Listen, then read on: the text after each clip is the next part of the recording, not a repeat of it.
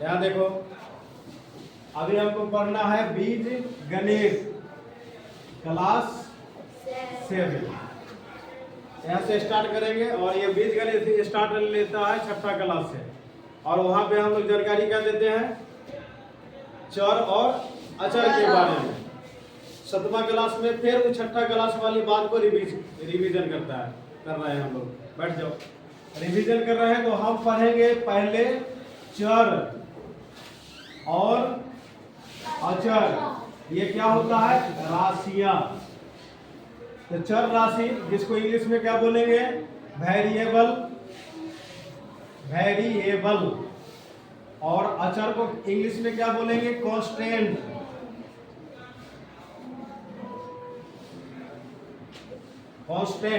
Variable का मतलब होता है जिसका मान बदलता रहता है, चेंज होने वाला, चेंजेबल, अप डाउन होते रहता है, कम बेस होता रहेगा। कब क्या मान हो जाए कहना मुश्किल है।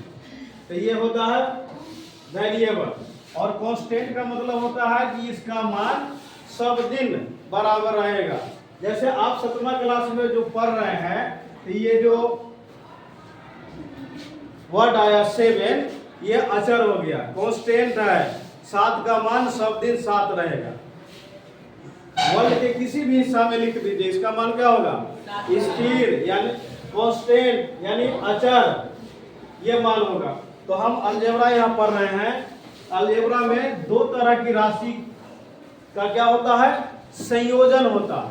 संयोजन समझ रहे हैं, जोड़ या घटाव के साथ जोड़ देना, यही ना हुआ संयोजन।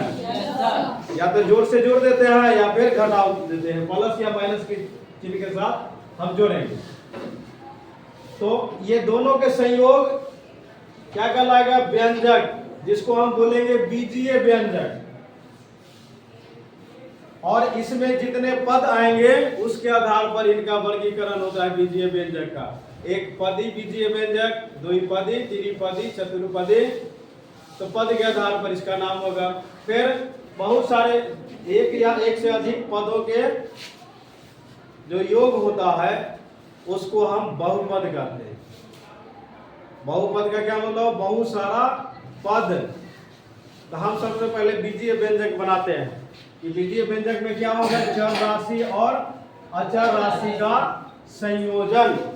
तो चर और अचर राशि यहाँ पर देख लीजिए कि अगर लिख दिया जाए 2x² प्लस 5 या फिर 1x² प्लस 5 लिख दिए, तो क्या हुआ, ये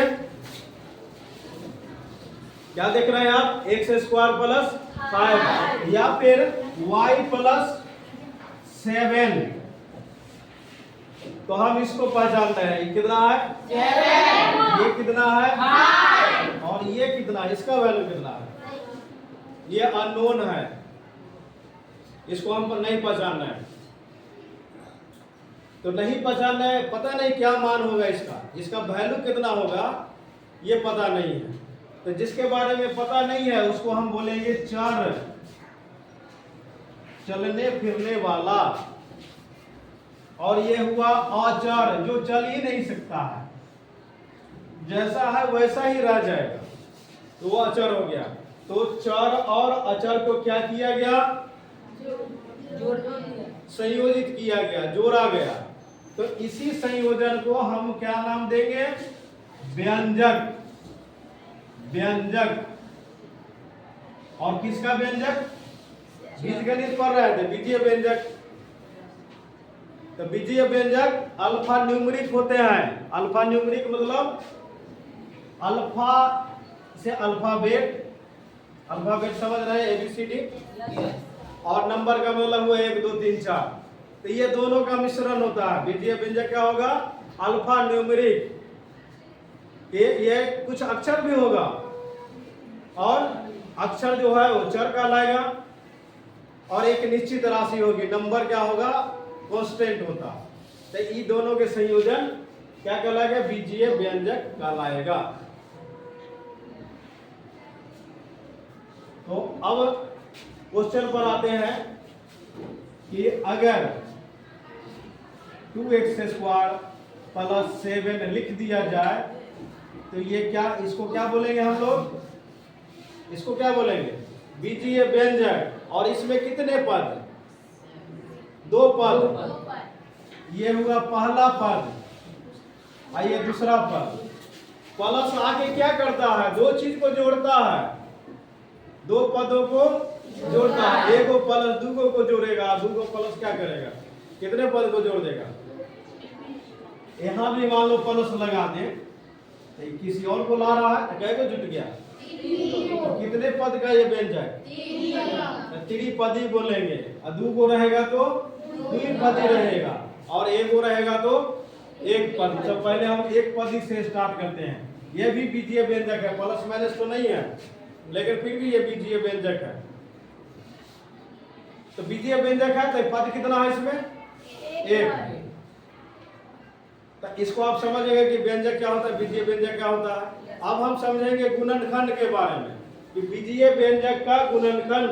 तो हम इसमें देखेंगे कि कौन कौन है, 2x² में कौन कौन है, 2 है, उसके बाद 2 गुने x है, और फिर x है। x को x से गुना करेंगे, x गुने x is equal to x²।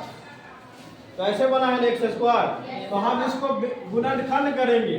जैसे कोई वर्ड लिखा हुआ रहता है, बोल देगा कि स्पेलिंग बताओ, तो क्या करते हैं, एक अल्फाबेट के बारे में बताते हैं, वही ना स्पेलिंग होता है। तो ठीक उसी प्रकार मैथ में गुणनखंड का मतलब हुआ कि उसको बनाने में कौन कौन आया, उसको फैक्टराइज कर दो, टुकड़े टुकड़े कर दो।